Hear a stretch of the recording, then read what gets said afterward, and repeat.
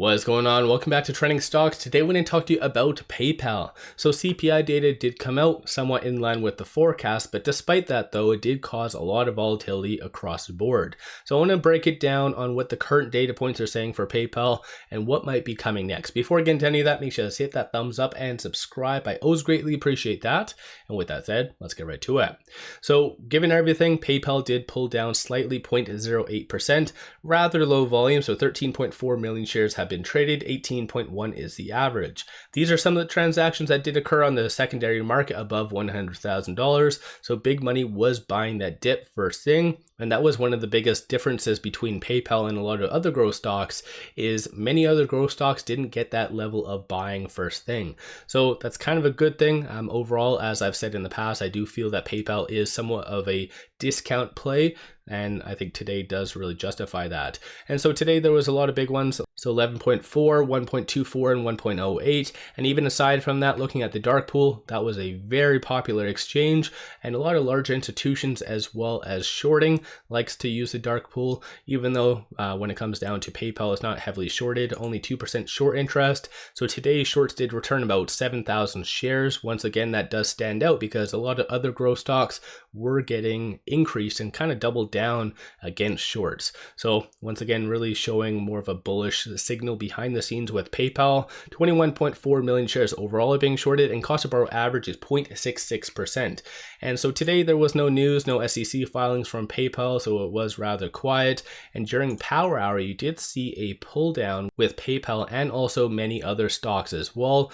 And that was because of good old Ken Griffin. And plus, just aside from that, a lot of analysts still coming out digesting the CPI data, ultimately signaling that the Feds might not be cutting rates as early as what a lot of people were really anticipating. So again, that might be a positive thing, negative thing. Also on a side note, there was a video that did come out of an analyst kind of explaining the fact that the Feds might not actually be cutting rates due to the presidential vote. So they might be actually waiting until possibly December or June. So in reality, it might be like June, July, or pretty much December. So there will be that blackout period, unofficial blackout period essentially. So that again, could be something that does happen. As far as options, extremely optimistic. So $11 million in calls being purchased versus 3.74 million in puts. Sentiment wise, 46% of all the options being done today were optimistic. And as you can kind of see, there's quite a lot of interesting strikes that is being done. So $62 strike and $67 strike call options, pretty significant volume today. And the $62 one is expiring this upcoming Friday. And then the next one will be April 19th. So like I said, the technicals are really pointing to PayPal really trending up. Today it struggled a little bit, so I'll talk on that in a second. But of the call options that were purchased today, there's a consensus for it to be roughly between the $62.50 and $63. But vice versa, looking at puts, it is anticipated for it to be sub roughly $58. And in my opinion, I feel like that's a little far-fetched given the circumstances. I do want to play this video a couple minutes from this, and this kind of talks on and analyzes the CPI data and just the broader market. So of course, that will really influence PayPal and everything else. But before I get to this, I just want to quickly go over some of the technicals and whatever else. So with it at $60.03, it is trading between this S1 and the pivot. So over the last 2, possibly even 3 trading days, it did attempt to transition above this pivot point of $60.34. It has failed every time. So in reality, that's kind of good. PayPal has been consolidating and then trying again, hammering at the door. So this is one of the factors that is really holding it back right now. And of course, based on the call options, people are anticipating for it to break above this R1. So given the circumstances right now, it is still higher percentile of the boiling band and did attempt to break above this 50-day moving average, which coincidentally is very close to that pivot point as well. So the technicals are still very much primed and ready. Tomorrow there might be a small consolidation and then once again reattempting at that 50-day moving average, or potentially dependent on the broader market's momentum and whatever else, you could see maybe just another hammer and it attempting.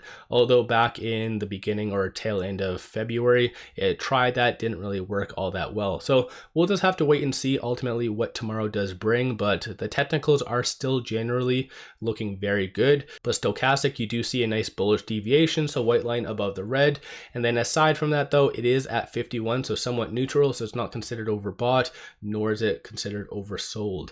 A number of retail investors have been getting in. So over the last little bit, big money has started to buy a little bit more, as well as retail. So that's one of the rare situations where both kind of entities are buying. So that might mean something big or might not. I'll leave it up to you guys to make that determination. But like I said, I just want to quickly play a couple of minutes from this because I feel like a lot of people will get a lot of good information out of this. Takes us to our talk of the tape, which is all about the rally, obviously. Is it running out of steam, as some now suggest?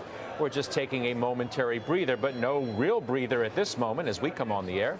Let's ask Gabriela Santos, Chief Market Strategist for JP Morgan Asset Management, with me at Post 9. Once again, welcome back. Thank you. I have to say, reading through your notes, you sound really positive on this market. We do sound positive. First, on the fundamentals. For the economy, we see growth normalizing this year, 2%, but zero recession in our base case. We see inflation also moderating towards 2% by the end of the year. So you still have a pretty resilient nominal growth backdrop for companies. So resilient revenue growth at the same time that it seems to us that the big takeaway from fourth quarter earnings was a bottoming in the margin contraction from last year. I mean, I read through the notes here. I mean, you sort of hesitated for a second where I said you seem pretty positive, but you say positive trend for stocks should continue. Fundamentals point to further gains. You use the word sweet spot at the overall level. Expect equity multiples to stay elevated. That's somebody who's pretty positive on this market. I hesitate when we say very positive, just because I want to. Sorry for using the word very. No. We are positive. I just want to clarify some nuances beneath the surface. I think when we speak about the fundamental backdrop, it is supportive, but there are pockets of important normalization here. We're not talking about re-accelerating above trend kind of economic growth. We're also not talking about a very swift return to normal interest rates. So things that are really tied to nominal GDP or to rate cuts are not the environment we want to be focused on. Okay. Today's CPI really did nothing to upset the story. Yeah. It's not like we expected anything in March anyway. No. And now there's a bunch of data still going to come around before June when the market still is placing that big bet that you're going to get the first cut. Is that how you see it? That's right. I mean, it really didn't change the narrative. If you were bullish on inflation or bearish on inflation, you took away the same conclusion you came into the report with.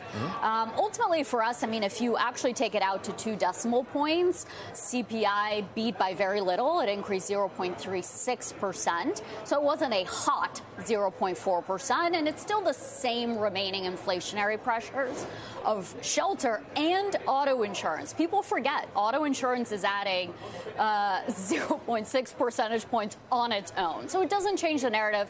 These are lagged measures. We do expect inflation to continue normalizing. And it's really nice that we had already taken out 3.5 rate cuts since mid-January. And now the market is completely aligned with the Fed dot. So if there was any doubt, June is really the earliest for cuts, but still very much on the table. What do you So yeah, pretty interesting take. And so ultimately what that does mean is that the market should, once it's digested all this information, should be able to continue its kind of positive rally that it's been on, because you did see somewhat of a pause starting on Friday and going into Monday, just last minute jitters associated to CPI. And so now with that data being digested, PPI coming out on Thursday, the market should have a nice continuation of a run. So meaning a lot more buyers, and the fear and greed index is still maintaining, and if not, it's going up a little bit. I think it went up 2 points over the last couple hours.